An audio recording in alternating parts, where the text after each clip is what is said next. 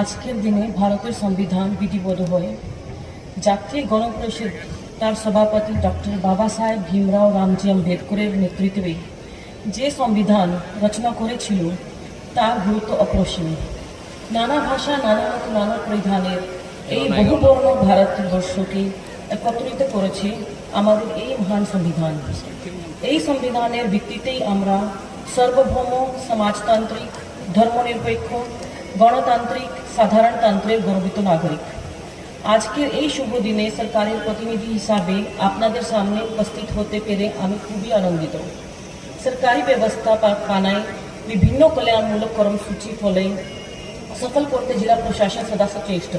2025-26 আর্থিক বছরে বিভিন্ন সময়ে পশ্চিমবঙ্গ সরকারের তার জনকল্যাণমুখী বিভিন্ন প্রকল্প যেমন খাদ্য সাথী, স্বাস্থ্য সাথী, শিক্ষাশ্রী, কন্যাশ্রী, রূপশ্রী, লক্ষ্মী ভাণ্ডার ইত্যাদি নিয়ে দুয়ারে সরকারের মাধ্যমে প্রতিটি মানুষের কাছে পৌঁছে গিয়েছে।